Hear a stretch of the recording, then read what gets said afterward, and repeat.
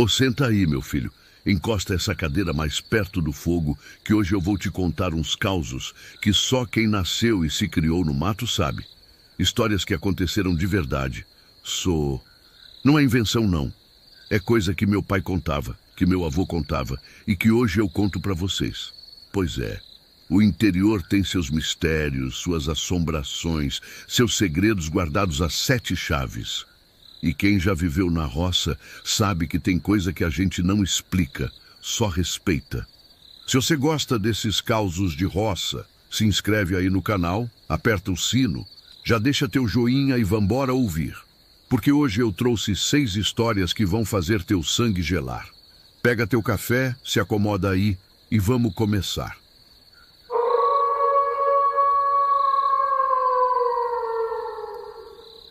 Relato 1. O grito na Estrada da Cruz. Pois não é que lá no sítio do finado Zé Bento, em Caldas Novas, tinha uma estradinha de terra que cortava o mato bem no meio. Chamavam ela de Estrada da Cruz, porque bem no centro, onde ela fazia uma curva fechada, tinha uma cruz de madeira velha, toda carcomida pelo tempo. Ninguém sabia direito quem tinha botado aquela cruz ali, nem por quê. Uns diziam que foi por causa de um acidente, outros falavam que era para espantar coisa ruim. Mas todo mundo respeitava aquela cruz. Passava por ali, fazia o sinal da cruz e seguia a viagem. Agora tinha um rapaz ali da região, chamado Antônio Carlos, mas todo mundo conhecia ele por Toninho. Rapaz bom, trabalhador, casado com a Mariazinha, uma moça bonita que nem boneca de porcelana. Toninho trabalhava na fazenda do Coronel Damasceno, cuidando do gado, e todo dia ele voltava para casa pela Estrada da Cruz. Era fim de março de 1987.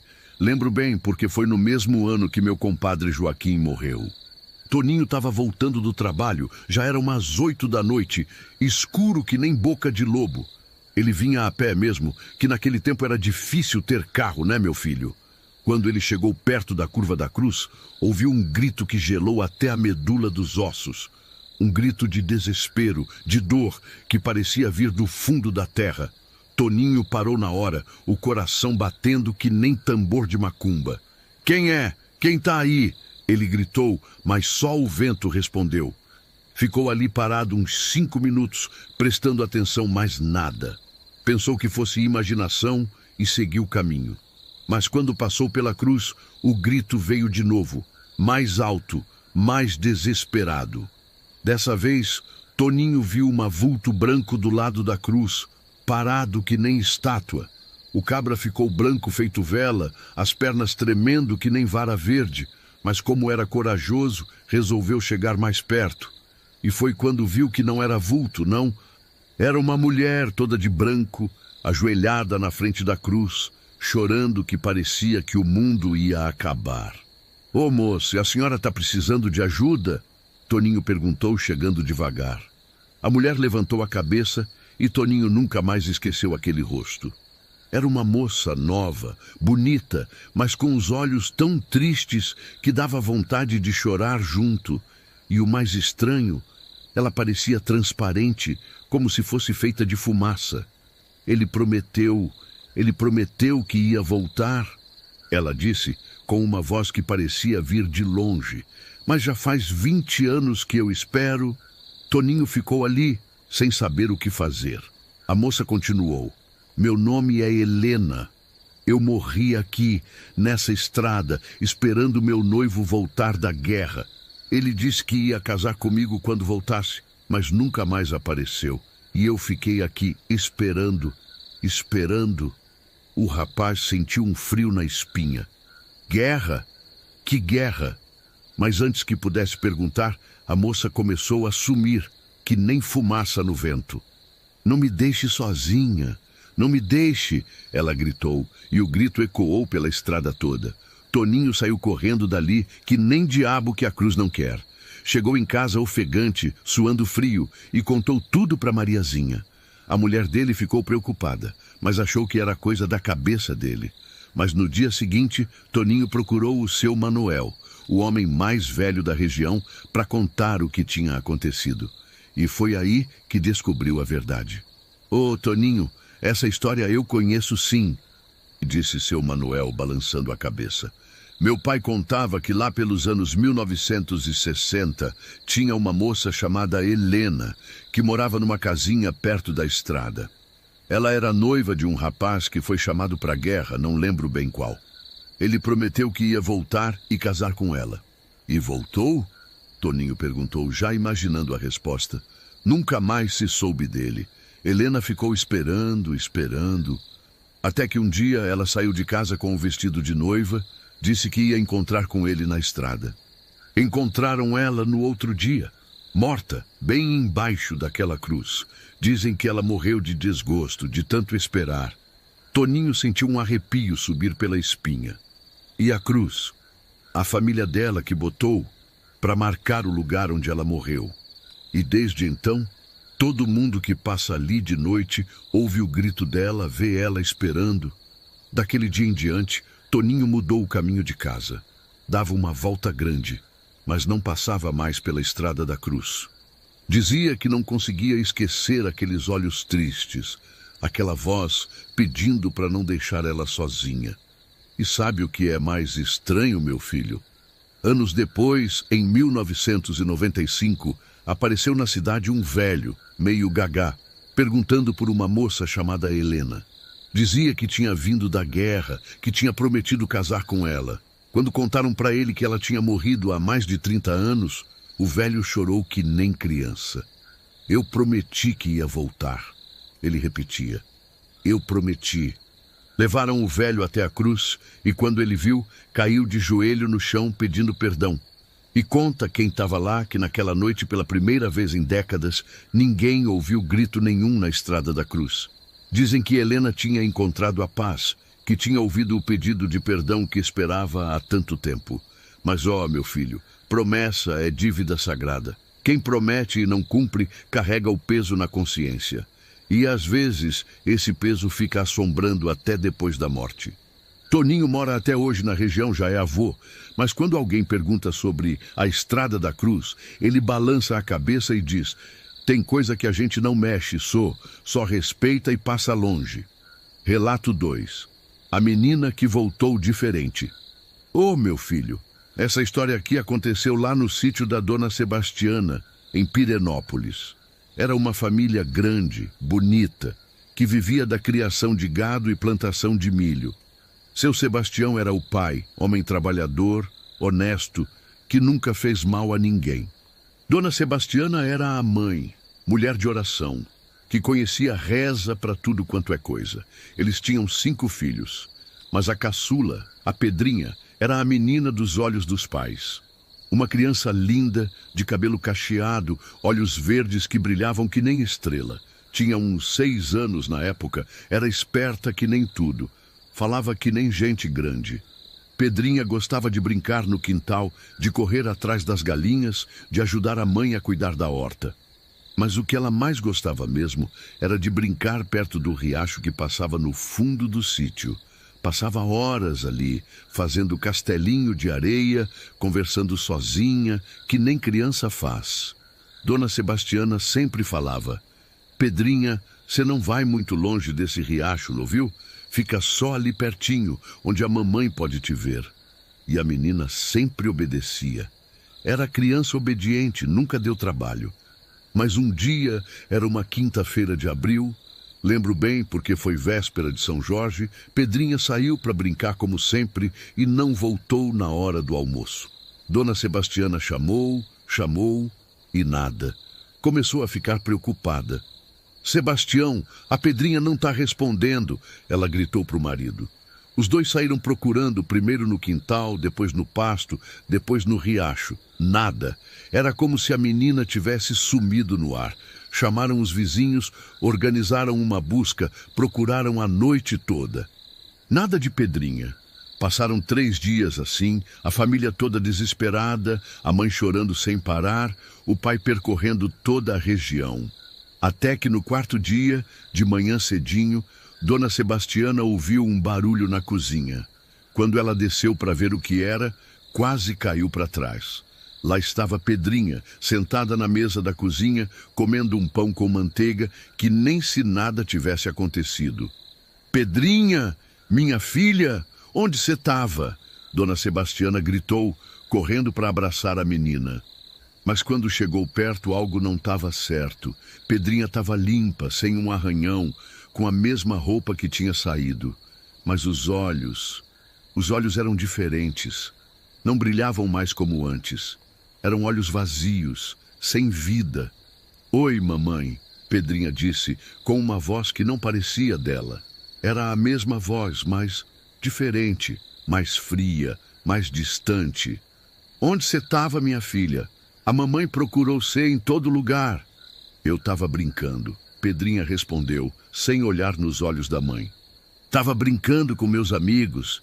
Que amigos, filha? Que amigos? Os amigos da mata. Eles me chamaram para brincar. Dona Sebastiana sentiu um frio no coração. Que amigos eram esses? Pedrinha nunca tinha falado de amigos da mata antes. Seu Sebastião chegou correndo quando soube que a filha tinha aparecido. Abraçou a menina, chorando de alegria, mas também notou que algo estava estranho. Pedrinha não sorria mais, não falava muito, só ficava ali, parada, olhando para o nada. Nos dias que seguiram, a mudança ficou mais clara. Pedrinha não brincava mais como antes. Ficava horas sentada no quintal, olhando para o mato, como se estivesse esperando alguma coisa. Quando a mãe perguntava o que ela estava fazendo, ela sempre dizia a mesma coisa. Estou esperando meus amigos me chamarem. E o mais estranho, ela começou a saber coisas que não devia saber. Coisas de gente grande, segredos de família, coisas que tinham acontecido antes dela nascer. Um dia, ela chegou na Dona Sebastiana e disse: Mamãe, por que a senhora nunca contou que teve outro bebê antes de mim? Dona Sebastiana ficou branca que nem papel. Era verdade, ela tinha perdido um bebê antes de Pedrinha nascer, mas nunca tinha contado para ninguém, nem para o marido. Como a menina podia saber? Ele está lá com meus amigos, Pedrinha continuou. Ele disse que a senhora chorou muito quando ele foi embora. A mãe saiu correndo dali desesperada. Procurou a benzedeira da região, Dona Aparecida, uma mulher que entendia dessas coisas. Dona Aparecida, minha filha voltou diferente. Ela sabe coisas que não devia saber, fala coisas estranhas. A benzedeira ouviu tudo, balançou a cabeça e disse: Traga a menina aqui amanhã, no fim da tarde. E não deixe ela sozinha, nem por um minuto. No dia seguinte, levaram Pedrinha para a casa da benzedeira. Quando Dona Aparecida viu a menina, fez o sinal da cruz e murmurou uma oração. Senta aqui, minha filha, ela disse para Pedrinha. Conta para vovó onde você estava esses dias. Pedrinha olhou para a benzedeira com aqueles olhos vazios e disse: Eu estava na casa dos meus amigos. Eles moram numa casa grande, linda, no meio da mata. Tem muitas crianças lá, todas brincando, todas felizes. E o que vocês faziam lá? Brincava, comia doce, cantava música. Eles disseram que eu podia ficar para sempre, que nunca mais ia ter que ir embora. Dona Aparecida sentiu um calafrio. E por que você voltou? Porque eles disseram que eu podia visitar vocês, mas que eu tinha que voltar para lá. Eles são minha família de verdade agora. A benzedeira entendeu na hora o que estava acontecendo. Puxou os pais da menina para um canto e explicou. Vocês sabem o que aconteceu com sua filha?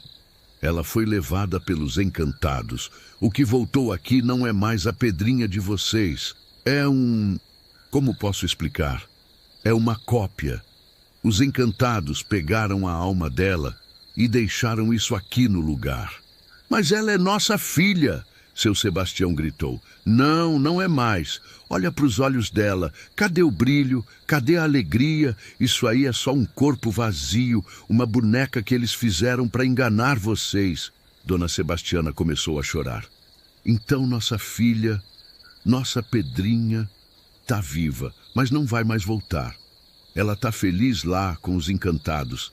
É melhor assim. Se vocês tentarem trazê-la de volta, ela vai sofrer. E foi assim que seu Sebastião e Dona Sebastiana tiveram que aceitar que a filha que eles tinham perdido nunca mais ia voltar. A Pedrinha que ficou Morou com eles mais alguns meses, mas aos poucos foi perdendo a forma humana. Começou a ficar transparente, a falar cada vez menos, até que um dia simplesmente desapareceu. Dizem que ela voltou para a mata, para o lugar onde realmente pertencia agora. Seu Sebastião e Dona Sebastiana nunca mais foram os mesmos. Mudaram do sítio, foram morar na cidade.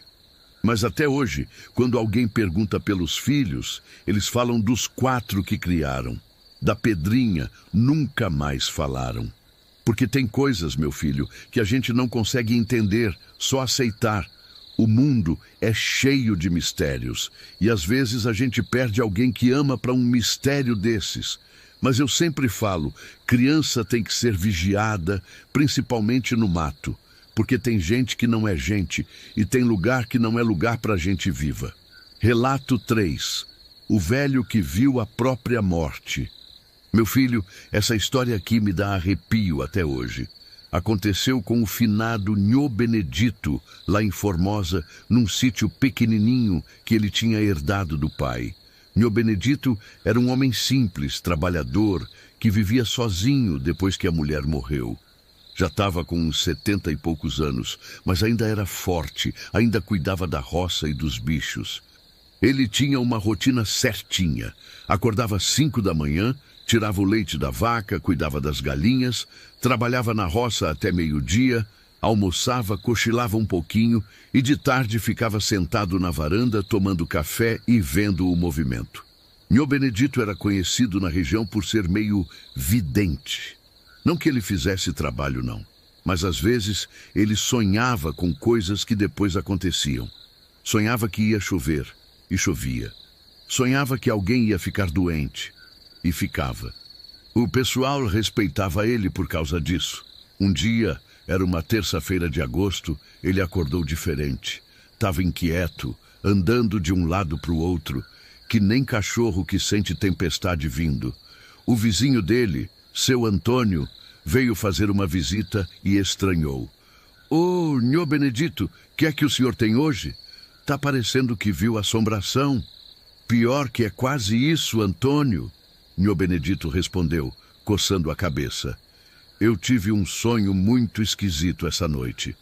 Sonhei que eu estava aqui na varanda, tomando café, quando chegou um homem de preto, montado num cavalo preto.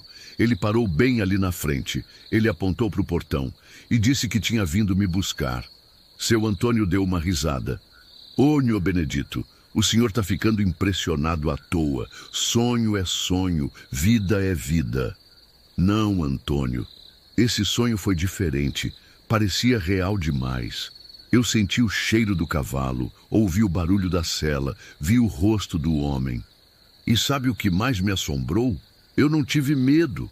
Parecia que eu já estava esperando ele. Seu Antônio ficou meio sem jeito. Conhecia Nhô Benedito há anos. Sabia que quando ele sonhava com alguma coisa, geralmente acontecia. E o que mais aconteceu no sonho? Eu me levantei, botei a xícara na mesa e fui com ele. Subimos numa colina e de lá eu podia ver o sítio todo. A casa, você chegando aqui para me visitar. Mas eu não conseguia voltar. Era como se eu tivesse que ir embora, sabe? Daquele dia em diante, Nhô Benedito ficou diferente. Começou a arrumar as coisas da casa, colocar os papéis em ordem, separar as coisas que queria deixar para os sobrinhos. Dizia que queria deixar tudo arrumadinho. Passou uma semana assim. Nhô Benedito trabalhando normal, mas sempre com aquele ar de quem estava se despedindo. No domingo, ele foi na igreja, confessou com o padre, tomou comunhão. Coisa que ele não fazia há anos. Na segunda-feira, seu Antônio foi visitar ele de novo. Encontrou Nhô Benedito sentado na varanda, tomando café, que nem sempre fazia. Mas tinha algo estranho no ar.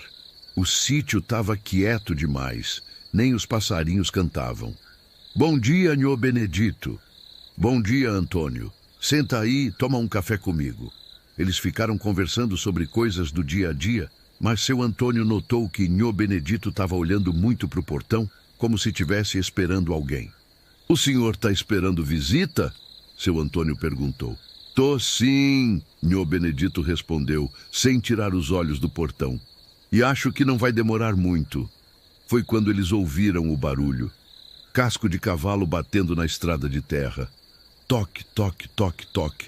Um barulho ritmado, como se o cavalo tivesse vindo de muito longe. Seu Antônio olhou para o portão e não viu nada. Mas Nhô Benedito se levantou devagar, como se estivesse vendo alguma coisa. Ele chegou, Nhô Benedito disse com uma voz calma, sem medo. Quem chegou? Eu não estou vendo ninguém. O homem do sonho, ele está ali, montado no cavalo preto, esperando por mim. Seu Antônio olhou de novo e não viu nada. Só a estrada vazia, o vento balançando as folhas das árvores.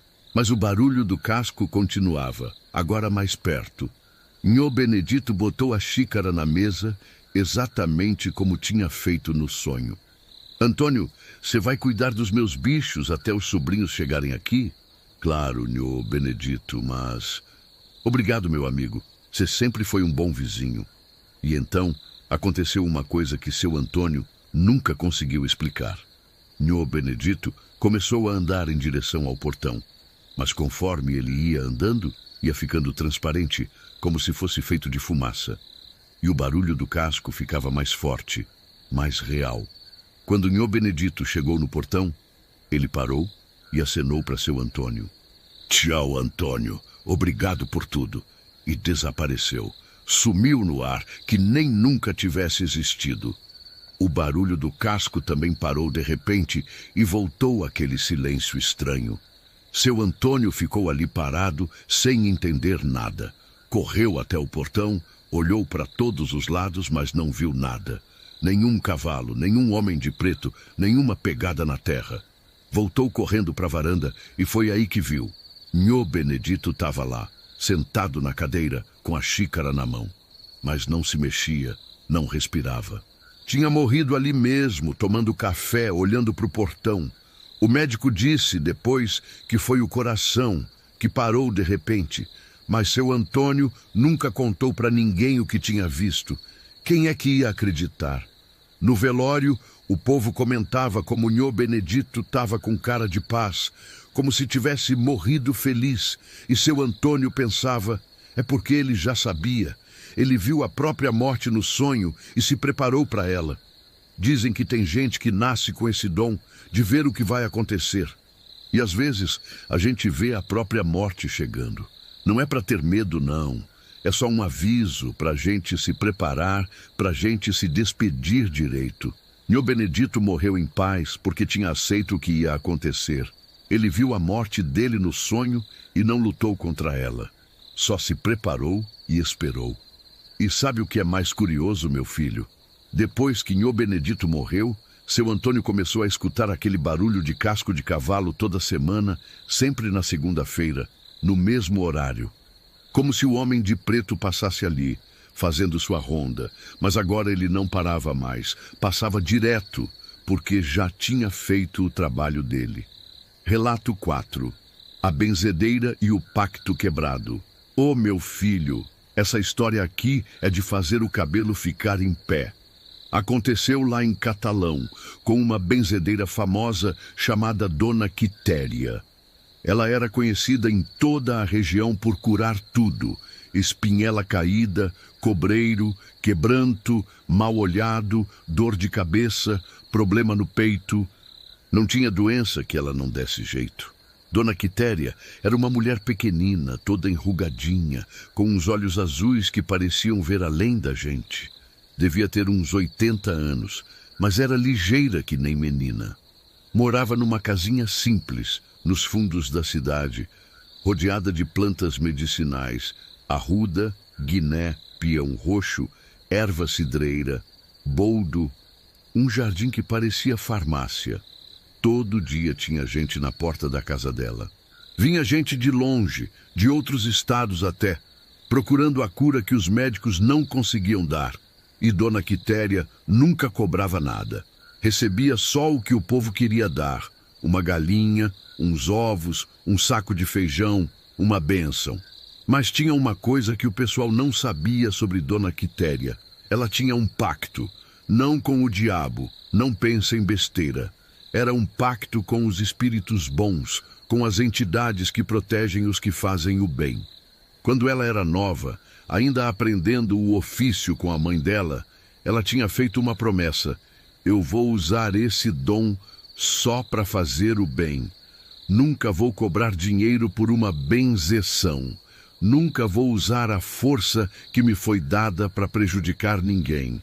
E quando chegar a minha hora, vou passar o conhecimento para alguém que mereça. E durante mais de 50 anos, Dona Quitéria cumpriu essa promessa. Benzeu, curou, ajudou, sempre sem pedir nada em troca. Mas o tempo foi passando, ela foi ficando mais velha, mais cansada, e não conseguia encontrar ninguém para passar o conhecimento. Tinha tentado ensinar algumas pessoas, mas ou não tinham o dom, ou não tinham a paciência, ou queriam usar o conhecimento para ganhar dinheiro. E isso ela não podia permitir. O pacto era claro: o dom tinha que ser usado só para fazer o bem. Em 1989, apareceu na porta dela uma moça jovem, bonita, chamada Lúcia.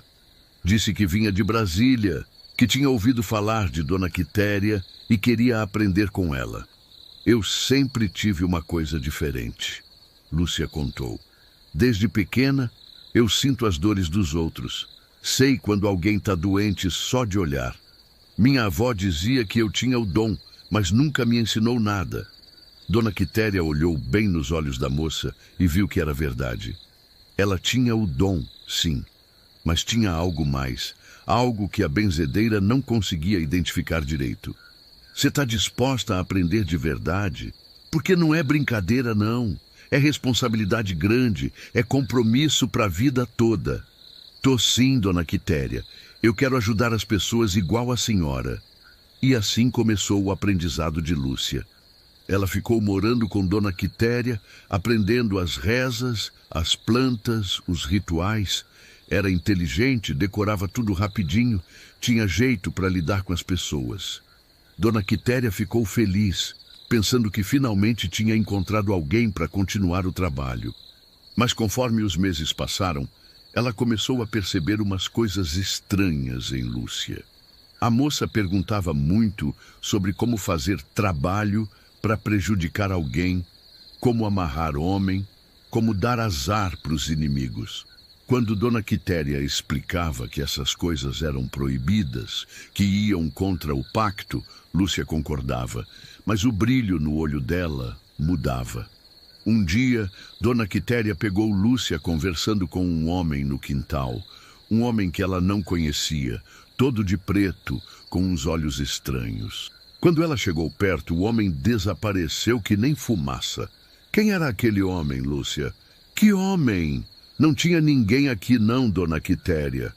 Mas a benzedeira não era boba. Ela sabia que tinha visto alguma coisa e começou a prestar mais atenção em Lúcia. Foi quando descobriu que a moça estava fazendo trabalhos escondido. Trabalhos para os quais ela cobrava, e caro. Trabalhos para separar casamento, para dar azar para os outros, para amarrar homem casado. Tudo que era contra o pacto. Dona Quitéria ficou desesperada. Ela tinha ensinado tudo para Lúcia. Tinha passado segredos que guardava há décadas. E agora a moça estava usando tudo isso para o mal.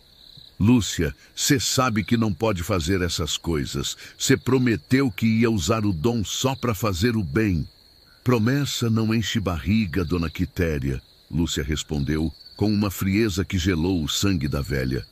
A senhora passou a vida inteira aqui, pobre, vivendo de esmola. Eu não vou fazer a mesma besteira.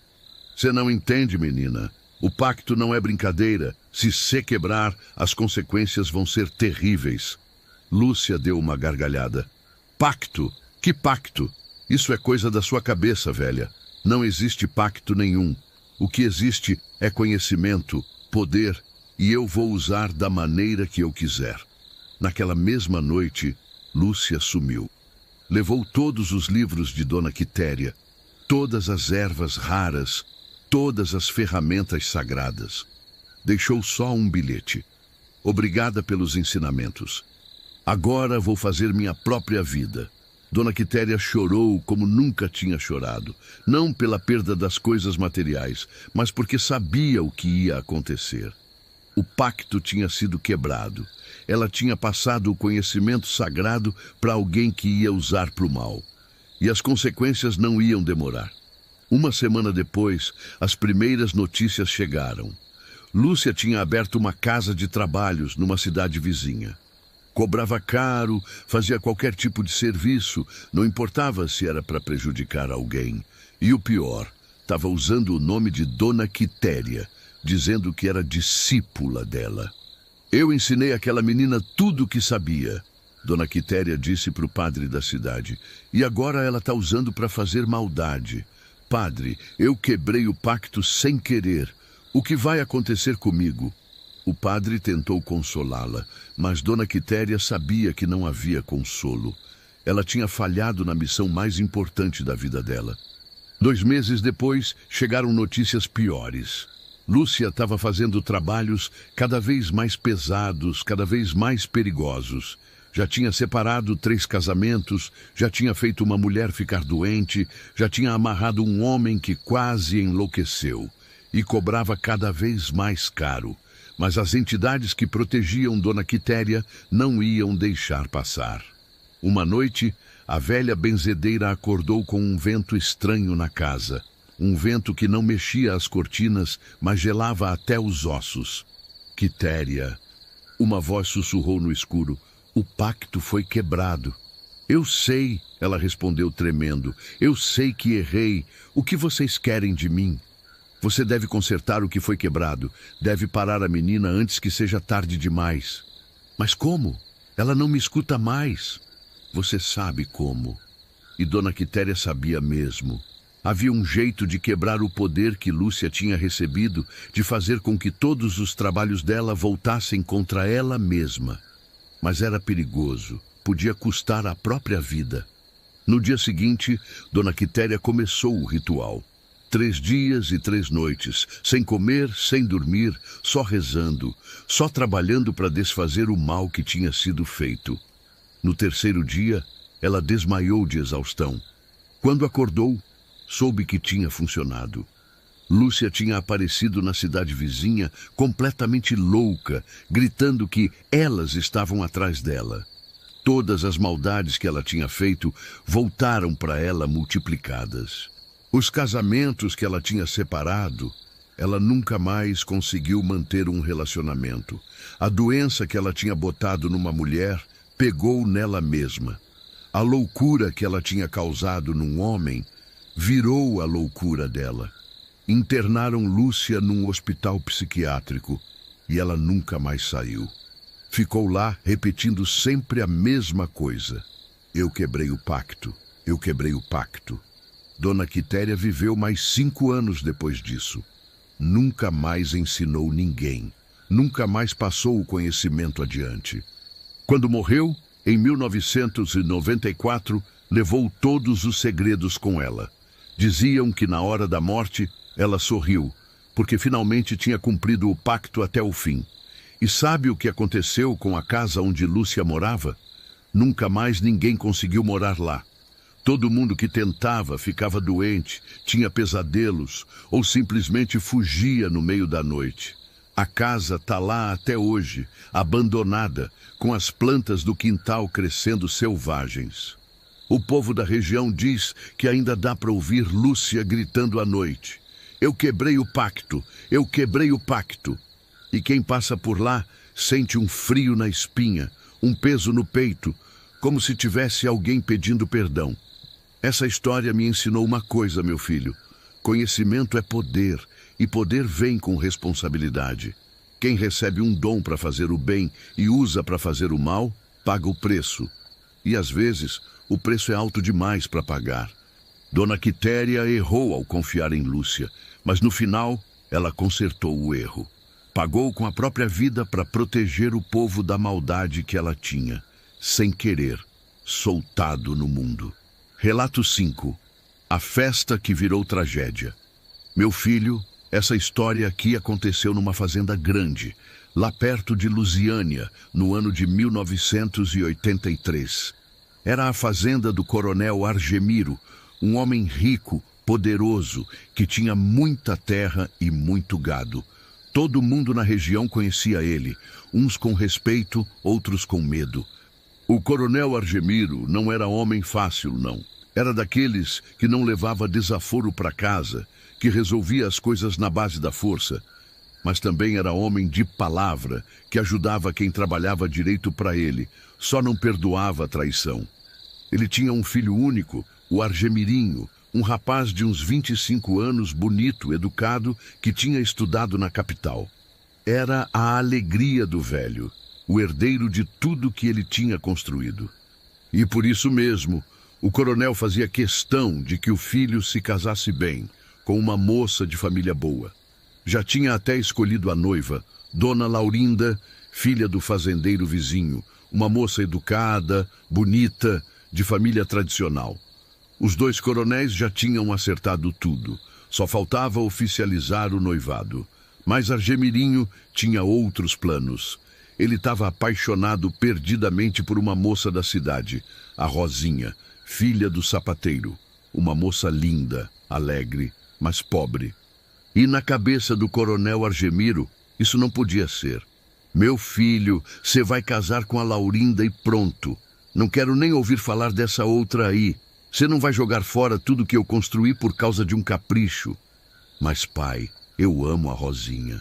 Não posso casar com uma mulher que não amo. Amor? Que amor, menino. Você vai aprender a amar a Laurinda. Casamento não é por amor, é por conveniência, por união de famílias. Argemirinho tentou argumentar, mas o velho não queria nem ouvir. E para mostrar que estava falando sério, marcou a festa de noivado para dali a um mês. Uma festa grande, com gente importante de toda a região. O rapaz ficou desesperado, não sabia o que fazer. Não queria desapontar o pai, mas também não conseguia imaginar a vida sem Rosinha. E foi quando ela deu uma ideia. Por que você não foge comigo? A gente casa escondido e depois enfrenta as consequências. Você não conhece meu pai, Rosinha. Se eu fizer isso, ele é capaz de qualquer coisa. Então a gente finge que aceita a festa, mas na hora H, você me leva embora. Na frente de todo mundo. Assim ele não pode fazer nada. Era um plano perigoso, mas Argemirinho estava tão desesperado que topou. Combinou com Rosinha que ela ia aparecer na festa, bem na hora da oficialização do noivado, e os dois iam embora juntos. A festa foi marcada para um sábado de setembro. O coronel Argemiro não poupou dinheiro. Contratou os melhores músicos da região, mandou fazer comida para 300 pessoas, decorou a fazenda toda. Ia ser a festa do ano. Veio gente de todo lugar, fazendeiros, políticos, comerciantes, autoridades, todo mundo bem vestido, todo mundo importante. A noiva, Dona Laurinda, estava linda, com um vestido branco bordado que nem princesa. A festa começou no fim da tarde. Tinha viola, sanfona, quadrilha, muito forró. O pessoal dançando, bebendo, se divertindo, tudo perfeito, tudo como o coronel queria. Quando chegou a hora da oficialização do noivado, umas 9 da noite, o coronel Argemiro chamou todo mundo para o terreiro. Fez um discurso bonito, falando da união das famílias, do futuro promissor dos noivos. Todo mundo aplaudindo, todo mundo feliz. Agora, disse o coronel, meu filho vai colocar o anel na noiva e oficializar esse noivado. Foi quando Argemirinho se levantou, branco que nem papel, as mãos tremendo. E em vez de pegar o anel, ele olhou para o portão da fazenda e gritou: Rosinha, vem cá, meu amor! E apareceu ela, linda que nem uma rosa, correndo em direção ao terreiro. Todo mundo ficou em silêncio, sem entender nada. O coronel Argemiro ficou roxo de raiva. Pai, eu não posso casar com Dona Laurinda, Argemirinho disse, alto para todo mundo ouvir. Eu amo a Rosinha e é com ela que eu vou casar. Pegou a mão da moça e começou a andar em direção ao portão. O povo todo murmurava. Dona Laurinda começou a chorar. E o coronel Argemiro pegou a espingarda que estava encostada na parede da casa. Se você sair por esse portão com essa mulher, ele gritou, apontando a arma para o filho. "Você não é mais meu filho, e se não é meu filho, é meu inimigo." Argemirinho parou, se virou e olhou para o pai nos olhos. "Então que seja, pai. Eu prefiro ser seu inimigo a ser infeliz pro resto da vida." E continuou andando de mãos dadas com Rosinha. O coronel, cego de raiva, puxou o gatilho. O tiro ecoou pela fazenda inteira. Argemirinho caiu no chão com um buraco no peito, sangue espalhando pela terra. Rosinha gritou, se jogou em cima dele, chorando que parecia que o mundo ia acabar. "Argemirinho, meu amor, não morre, não me deixa." Mas já era tarde. O rapaz morreu ali mesmo, no terreiro da fazenda, na frente de 300 pessoas, no dia que deveria ser o mais feliz da vida dele. O silêncio que desceu sobre aquela festa foi o silêncio mais pesado que eu já ouvi falar. Ninguém se mexia, ninguém respirava. Até os músicos pararam de tocar. E foi aí que aconteceu uma coisa que ninguém nunca esqueceu. Rosinha se levantou devagar, o vestido todo manchado de sangue, e olhou para o coronel Argemiro com uns olhos que gelavam a alma. "O senhor matou o próprio filho por orgulho," ela disse, com uma voz que saía do fundo do peito. "Pois que o orgulho seja a ruína do senhor também. Que nunca mais tenha paz, que nunca mais durma sossegado, que carregue essa culpa até o dia que morrer." E saiu andando pela estrada, sumindo na escuridão da noite. A festa acabou ali. Todo mundo foi embora em silêncio, deixando o coronel sozinho com o corpo do filho e o peso da culpa. Daquele dia em diante, a vida do coronel Argemiro virou um inferno. Ele não conseguia mais dormir, vivia tendo pesadelos com o filho pedindo perdão. Começou a beber, a descuidar dos negócios, a ficar cada vez mais sozinho. Diziam que toda noite ele ouvia música de festa vindo do terreiro, como se a festa continuasse para sempre, e quando ia ver, não tinha nada lá, só o vento balançando as árvores. 6 meses depois, encontraram o coronel Argemiro morto no mesmo lugar onde o filho tinha morrido. Dizem que morreu de desgosto, de remorso, mas eu acho que morreu da maldição que Rosinha tinha jogado nele. A fazenda foi vendida, virou pasto de outros donos. Mas até hoje, todo mês de setembro, no dia da festa, o povo da região diz que dá para ouvir música, risada, barulho de festa vindo de lá. E quem tem coragem de chegar perto, vê as luzes acesas, as pessoas dançando, como se a festa nunca tivesse acabado. Mas no centro de tudo, sempre tem um rapaz de branco e uma moça de vestido simples, dançando abraçados, felizes para sempre. Porque na morte, eles conseguiram ficar juntos, coisa que a vida não deixou. E o coronel Argemiro? Dizem que ele também está lá, sentado num canto, sozinho, vendo o filho ser feliz e sabendo que foi ele quem impediu essa felicidade na vida real. Essa história me ensina que orgulho é pecado perigoso, meu filho. Pode destruir uma família inteira, pode transformar amor em tragédia. E que às vezes a gente perde tudo por querer controlar o que não pode ser controlado. Relato 6. A maldição da família Santos. Meu filho, essa última história que eu vou contar para vocês é a mais pesada de todas. Aconteceu com uma família que eu conheci pessoalmente, lá em Cristalina. A família Santos. Era uma família grande e trabalhadora que vivia da agricultura e criação de gado. O patriarca era o seu João Santos, homem direito, trabalhador, que tinha construído tudo com o suor do próprio rosto. A mulher dele, Dona Maria Santos, era uma santa de mulher, sempre ajudando os necessitados, sempre com a casa aberta para quem precisasse. Eles tinham 7 filhos, 5 homens e 2 mulheres. Uma família unida que trabalhava junta, que se ajudava mutuamente. O povo da região tinha respeito pela família Santos, porque eram pessoas honestas, de palavra. Mas em toda família grande, sempre tem aquele que nasce diferente dos outros. E na família Santos, esse alguém era o caçula, o Zé Pequeno. Desde criança ele era rebelde, mentiroso, preguiçoso. Não gostava de trabalhar, só queria saber de festa, de bebida, de mulher. Seu João tentava corrigir o menino, mas não adiantava. Zé Pequeno não escutava conselho de ninguém. Fazia só o que queria. Conforme foi crescendo, foi ficando pior.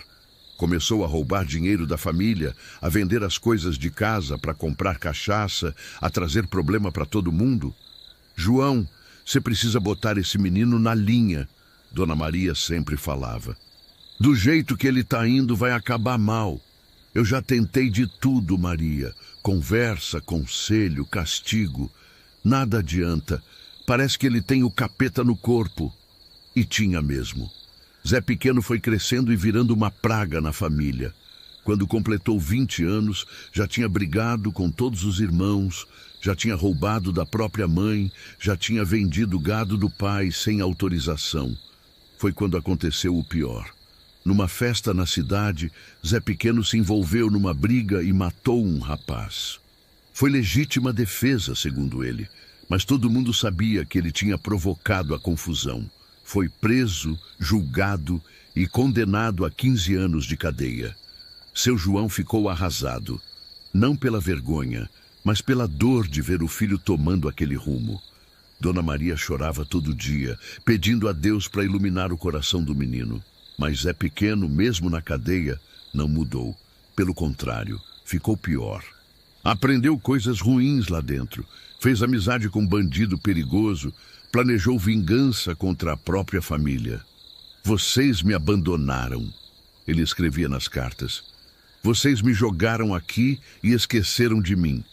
Mas eu vou voltar, e quando voltar, vocês vão pagar por tudo que me fizeram. A família ficava assombrada com aquelas cartas. Como assim eles tinham abandonado ele? Eles iam visitar todo mês, levavam comida, roupa, dinheiro. Mas na cabeça doente de Zé Pequeno, eles eram os culpados por tudo. Em 1991, depois de 8 anos preso, Zé Pequeno saiu da cadeia, mas não voltou para casa. Sumiu no mundo. Ninguém sabia onde ele estava, o que estava fazendo. De vez em quando chegavam notícias de que ele tinha sido visto numa cidade ou outra, sempre metido em confusão. A família tentou seguir a vida normalmente, mas sempre com aquela preocupação, aquele medo do que podia acontecer. E a desgraça não demorou muito para chegar.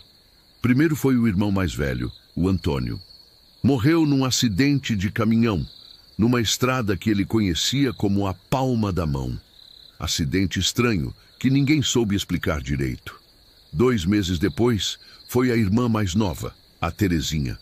Morreu de uma doença súbita, uma febre que nenhum médico conseguiu diagnosticar. Morreu em 3 dias, sofrendo muito. A família começou a ficar desesperada. 2 mortes em 2 meses, na mesma família. Coincidência demais. Foi quando chegou a carta. Uma carta de Zé Pequeno, escrita com letra torta, cheia de ódio. Já morreram 2. Vão morrer todos um por um, até sobrar só eu. Aí vocês vão saber o que é ficar sozinho, igual vocês me deixaram. Seu João ficou branco quando leu a carta. Dona Maria desmaiou na hora. Como o próprio filho podia desejar a morte da família inteira. Isso não é mais nosso filho, seu João disse para os outros filhos. Isso é um demônio que tomou o corpo dele. A família foi procurar ajuda. Primeiro foi no padre, que rezou uma missa especial, benzeu a casa toda, deu água benta para todo mundo. Depois foi numa benzedeira famosa que fez trabalho de proteção, deu patuá para cada um usar. Mas não adiantou nada. 1 mês depois da carta, morreu o 2º filho, o José. Caiu de um cavalo mansinho que ele montava há anos. Quebrou o pescoço na queda. E chegou outra carta. Já são 3. Faltam 4. A família entrou em pânico. Como ele sabia que José tinha morrido? Como ele conseguia matar as pessoas à distância? Foi quando Dona Maria teve uma revelação. Numa noite, ela sonhou com a própria mãe, que tinha morrido há anos. Maria, minha filha, seu menino fez um pacto com coisa ruim. Ele vendeu a alma para poder se vingar de vocês, mas tem um jeito de quebrar esse pacto. Como, mãe? Me ensina. Tem que ser o sangue de quem mais ama ele. Só o amor verdadeiro pode quebrar o ódio. Mas vai custar caro, muito caro. Dona Maria acordou sabendo o que tinha que fazer. Ela ainda amava Zé Pequeno, apesar de tudo. Ele era seu filho, seu caçulinha, mesmo tendo virado o que virou. No dia seguinte, ela reuniu a família e contou o sonho. Eu vou procurar ele, ela disse. Vou tentar quebrar essa maldição. Não, Maria, seu João gritou. É perigoso demais. Ele pode te matar. Se eu não tentar, ele vai matar todos vocês mesmo. Pelo menos assim, talvez eu consiga salvar o resto da família. E saiu pelo interior procurando o filho. Perguntava em todo lugar. Seguia qualquer pista.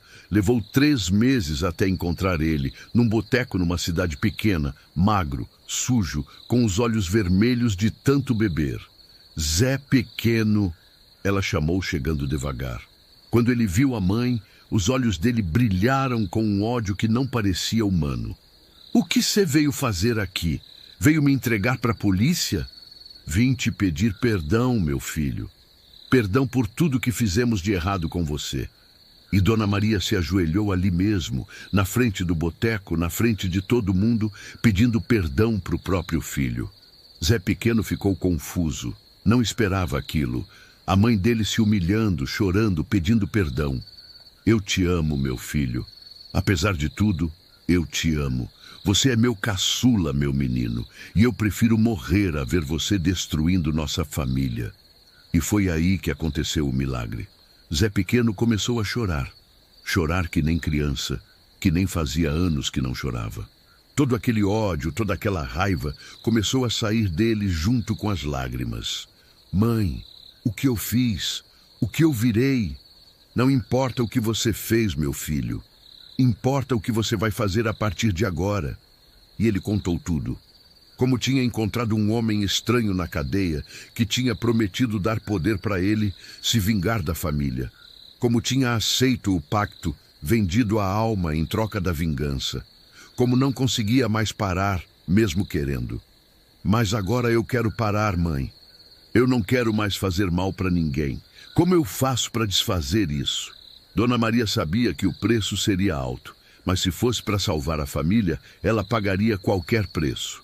Tem um jeito, meu filho, mas vai custar minha vida. E ela explicou o que tinha que ser feito. Era um ritual perigoso, que transferia a maldição para ela mesma. Ela morreria, mas a família ficaria livre. Não, mãe, eu não deixo. Deixa sim, meu filho. É o último presente que eu posso dar para vocês. E naquela mesma noite, Dona Maria fez o ritual. Morreu ali mesmo, nos braços do filho, sussurrando palavras de amor e perdão. Zé Pequeno voltou para casa com o corpo da mãe. Contou tudo para o pai e para os irmãos. Pediu perdão. Chorou junto com todo mundo. E a maldição foi quebrada. Não morreu mais ninguém da família Santos. Zé Pequeno mudou completamente, virou outro homem. Cuidou do pai até ele morrer de velhice. Trabalhou honestamente, constituiu família. Mas toda noite ele ia no túmulo da mãe para agradecer o sacrifício que ela fez. E jura que às vezes, quando o vento soprava certo, ele ouvia a voz dela dizendo: "Fica em paz, meu filho, agora você é livre." Essa história me ensina que o amor de mãe é a coisa mais poderosa que existe no mundo, meu filho. Mais forte que ódio, mais forte que vingança, mais forte que qualquer maldição. Uma mãe é capaz de dar a própria vida para salvar um filho, mesmo quando esse filho não merece. E que não existe maldade que não possa ser vencida pelo amor verdadeiro. Relato número 7. A promessa do cemitério velho. Olha, minha gente, esse caos que vou contar agora foi o que mais me marcou em toda a minha vida. E olha que já vivi muito, viu? Já vi coisa que cabelo da nuca ficou em pé por dias. Mas esse aqui, esse mexe com a alma da gente de um jeito que... Ai, Jesus, até hoje eu fico pensando. Foi lá para os lados de 1987, numa cidadezinha chamada São Bento das Almas, lá no interior de Minas mesmo. Lugar daqueles que quando o galo canta de madrugada, todo mundo já sabe que hora é. Terra boa, gente trabalhadora, mas que carregava umas histórias que o povo preferia não comentar muito, sabe como é, né? Tinha um cemitério velho naquela cidade, bem antigo mesmo. Diziam que era de antes da abolição, quando ainda tinha escravo por essas bandas. Ficava numa colina meio afastado do centro, cercado por umas árvores grandes, dessas que fazem uma sombra escura, mesmo de dia claro. O povo novo nem ia muito por lá, mas os mais velhos, esses respeitavam aquele lugar. Respeitavam e temiam, posso dizer.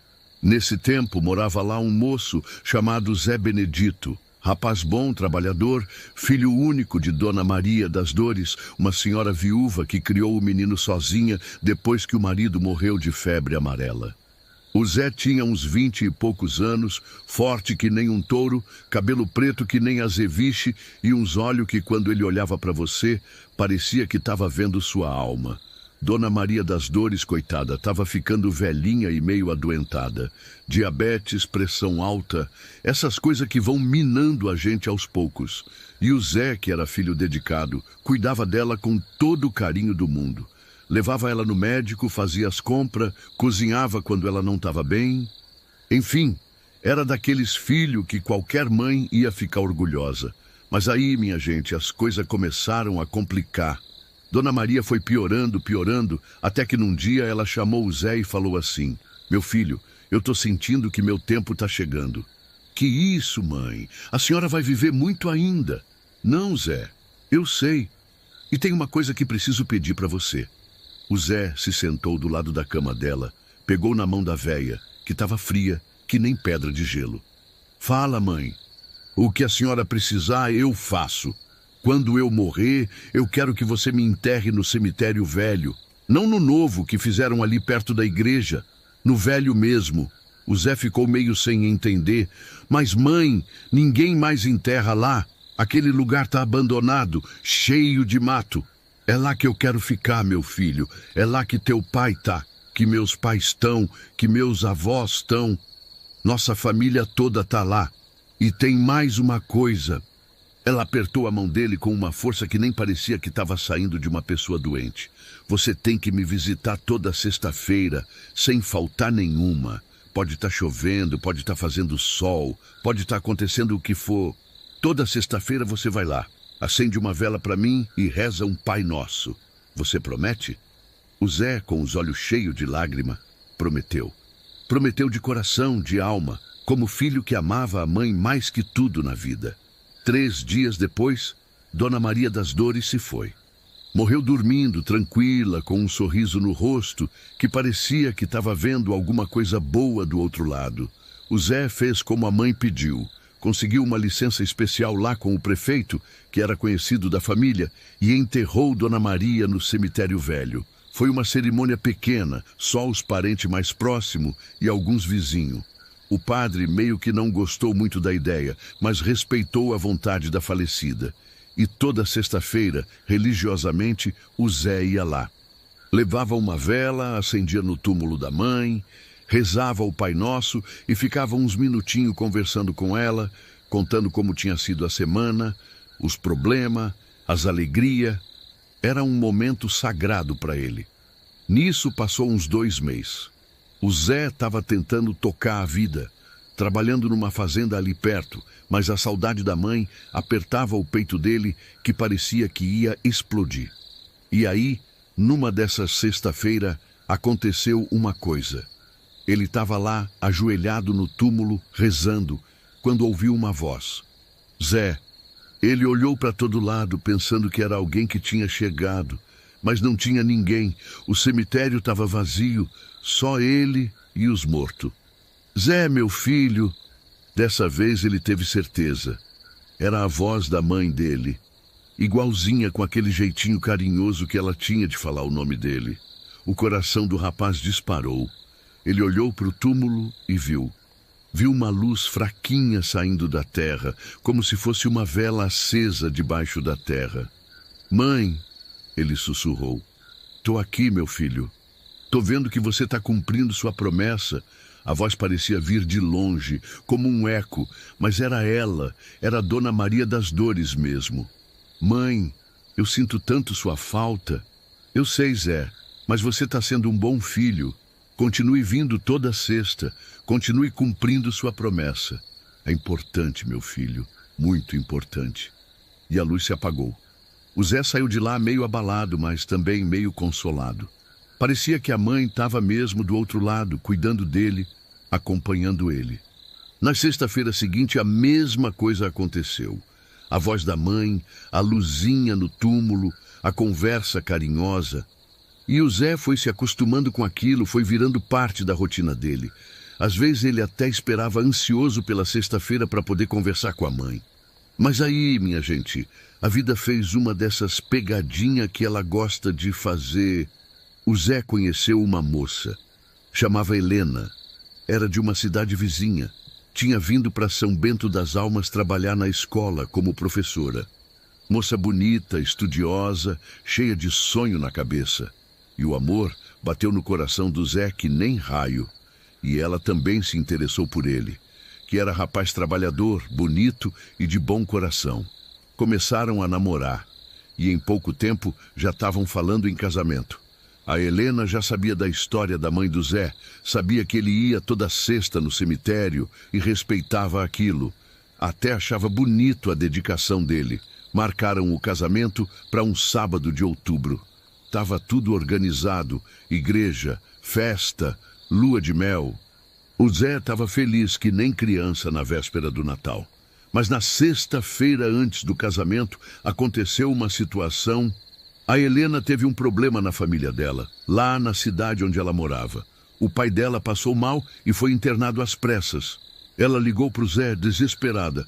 Zé, meu pai está muito mal. Os médicos disseram que pode não passar da noite. Eu preciso ir para lá agora, hoje mesmo. Claro, Helena, vamos lá. Não, você não precisa ir comigo hoje. Tem que ficar aqui organizando as últimas coisas do casamento. Mas se você puder ir amanhã cedo... O Zé concordou. Levou ela na rodoviária, viu o ônibus partir e ficou pensando. Era sexta-feira. Ele tinha que ir no cemitério. Mas com toda aquela correria, toda aquela preocupação com o sogro, meio que esqueceu. Quando deu conta, já era quase meia-noite. Ele lembrou da promessa para a mãe e ficou numa agonia. Mas pensou, por uma vez só não vai fazer diferença. Amanhã eu explico para ela. Não foi. No sábado de manhã cedo, ele pegou o primeiro ônibus para a cidade da Helena. Quando chegou lá, recebeu a notícia de que o pai dela tinha melhorado durante a noite e estava fora de perigo. Ficaram todo mundo aliviado e decidiram voltar para o casamento mesmo, que ia ser à tarde. A cerimônia foi linda, igreja cheia, todo mundo feliz, o Zé e a Helena radiante de alegria. Casaram, fizeram a festa e foram para a lua de mel numa cidadezinha do litoral. Passaram uma semana maravilhosa. O Zé estava tão feliz que nem lembrou direito da promessa que tinha feito para a mãe. Quando lembrava, pensava, quando eu voltar eu explico tudo para ela. Ela vai entender. Voltaram no domingo. Na segunda-feira, o Zé voltou ao trabalho. Na terça, na quarta, na quinta. E quando chegou sexta-feira, ele pensou em ir no cemitério. Mas a Helena sugeriu que fossem visitar os parentes dela de novo, já que o pai dela queria conhecer melhor o genro. E assim foi passando. Uma sexta, duas, três. O Zé sempre arrumando uma desculpa, sempre deixando para a próxima. A vida de casado estava boa demais. Ele estava trabalhando muito, construindo a casa nova, fazendo plano para o futuro. Até que numa noite, uns 2 meses depois do casamento, o Zé teve um sonho. Sonhou com a mãe dele, mas não era aquela voz carinhosa que ele ouvia no cemitério. Dessa vez, Dona Maria das Dores estava com uma cara triste, decepcionada. Zé, meu filho, você esqueceu de mim. Não, mãe, eu não esqueci, não. É que... Você prometeu, Zé. Você prometeu que não ia faltar nenhuma sexta-feira. Eu sei, mãe, mas... Uma promessa para mãe morta não se quebra, meu filho. Não se quebra nunca. O Zé acordou suado, com o coração disparado. Olhou para o lado, a Helena dormindo tranquila, e ele ficou ali pensando. Tinha mesmo deixado a promessa de lado. Tinha mesmo se esquecido da mãe. Na sexta-feira seguinte, ele resolveu ir. Disse para Helena que ia visitar o túmulo da mãe. Ela achou até bom. Disse que ia fazer um almoço especial para quando ele voltasse. Mas quando o Zé chegou no cemitério velho, levou um susto. O lugar estava diferente. Mais sombrio, mais pesado. O mato tinha crescido muito, estava tudo mais abandonado ainda. E quando ele chegou no túmulo da mãe, a cruz que ele tinha colocado lá estava torta. A lápide estava suja, cheia de musgo. E mais estranho ainda, tinha várias velas queimadas ao redor do túmulo, vela que ele não tinha acendido. Ele limpou tudo com cuidado, endireitou a cruz, acendeu uma vela nova e ajoelhou para rezar. Mas dessa vez não aconteceu nada. Não teve voz, não teve luz, nada. Só silêncio. Mãe, ele chamou baixinho. Mãe, eu tô aqui. Nada. Mãe, me perdoa por ter faltado. Eu sei que prometi, mas... Foi quando ele ouviu um barulho, como se alguém tivesse mexendo na terra do túmulo. Ele olhou e viu que a terra estava se movendo sozinha, como se alguma coisa tivesse tentando sair de baixo. O Zé se levantou de um pulo, o coração disparado. A terra continuava se mexendo, fazendo um barulho surdo. E aí ele ouviu a voz da mãe de novo. Mas não era mais carinhosa como antes. Estava diferente, mais fria. Zé, você quebrou a promessa. Mãe, Você me esqueceu, meu filho. Me abandonou aqui sozinha. Não, mãe, Uma promessa quebrada tem consequências, Zé. Tem que pagar. E nessa hora, a vela que ele tinha acendido se apagou sozinha. O cemitério ficou na escuridão total. E o Zé sentiu uma presença. Uma presença que não era mais a mãe dele. Era alguma coisa diferente. Alguma coisa que não era boa. Ele saiu correndo dali que nem doido. Correu até chegar em casa, ofegante, suado, tremendo que nem vara verde. A Helena se assustou quando viu ele naquele estado. Meu Deus, Zé, o que aconteceu? Nada não. É que o cemitério está muito abandonado, me deu uma tristeza danada. Mas o Zé sabia que tinha acontecido alguma coisa que ele não conseguia explicar. E as coisas começaram a desandar na vida dele. No trabalho, começou a dar tudo errado. Perdeu 2 safras seguidas. Os bichos começaram a morrer sem explicação. As plantações não vingavam. Em casa, começou a brigar com a Helena por qualquer besteira. Ela não entendia o que estava acontecendo com o marido, que tinha mudado da água para o vinho. E toda sexta-feira, religiosamente, ele voltava no cemitério. Tentava conversar com a mãe, pedia desculpa, implorava perdão, mas nunca mais ouviu a voz dela. Só silêncio. Um silêncio pesado, carregado, que deixava ele mais angustiado ainda. Até que numa dessas sextas aconteceu uma coisa que até hoje eu fico arrepiado de lembrar. O Zé estava lá, ajoelhado no túmulo, chorando, pedindo perdão para a mãe, quando ouviu o passo atrás dele. Passo lento, arrastado. Ele se virou e viu Dona Maria das Dores caminhando em direção a ele. Mas não era ela. Era e não era ao mesmo tempo. Tinha a cara dela, o corpo dela, mas estava diferente, mais pálida, os olhos meio sem vida, e a roupa que ela usava era a mesma que foi enterrada. Mãe, o Zé sussurrou sem acreditar no que estava vendo. Oi, meu filho, ela falou com uma voz que parecia vir de muito longe. Mãe, você tá... Tô morta, Zé. Continuo morta. Mas você quebrou a promessa que fez para mim. Ela se aproximou mais e o Zé pôde ver que ela não estava pisando no chão direito. Os pés dela mal tocavam a terra. Mãe, me perdoa. Eu sei que errei, mas... Não tem perdão para quem quebra promessa com morto, meu filho. Não tem. O que a senhora vai fazer comigo? Dona Maria das Dores olhou bem nos olhos dele, com uma tristeza profunda, e falou: eu não vou fazer nada, Zé, mas você vai ter que escolher. Escolher como? Ou você cumpre a promessa direito toda sexta-feira, pelo resto da sua vida, ou você vem comigo agora. O Zé sentiu o sangue gelar nas veias. Vir como, mãe? Para ficar comigo, para sempre, do jeito que eu tô agora. Mas eu sou vivo, por enquanto. Nessa hora, o Zé olhou ao redor e viu que não estava mais sozinho com a mãe. Tinha outras figuras ali, outras pessoas que ele reconheceu como parente que já tinham morrido. O avô, a avó, alguns tios, todo mundo com aquela mesma aparência, meio sem vida, meio transparente. Eles vieram buscar você, Zé, disse Dona Maria das Dores. Ou você fica com os vivos e cumpre sua palavra, ou vem com os mortos e fica aqui conosco. O Zé se ajoelhou no chão, desesperado. Mãe, eu prometo, eu juro que nunca mais vou faltar. Toda sexta-feira eu venho aqui, faça chuva ou faça sol. Você já prometeu uma vez e quebrou, meu filho. Mas agora é diferente, agora eu entendi, agora eu sei o quanto é importante. Dona Maria das Dores ficou olhando para ele por um tempo que pareceu uma eternidade. Os outros mortos também ficaram esperando, imóvel que nem estátua. Tá bem, ela disse finalmente, mas se você faltar mais uma vez só, você vem conosco na mesma hora. Entendeu? Entendi, mãe, eu juro. Então levanta e vai embora. E não esquece nunca mais.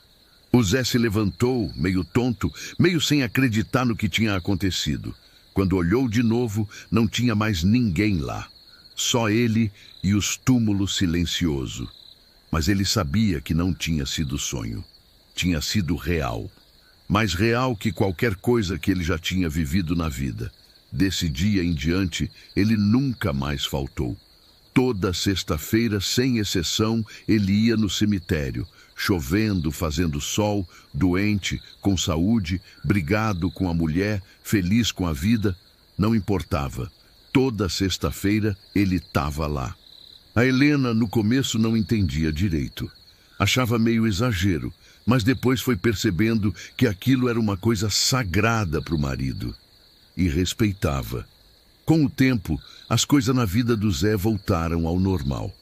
O trabalho melhorou, o casamento se ajeitou, a vida foi seguindo seu rumo, mas ele nunca mais esqueceu da promessa. Nunca mais.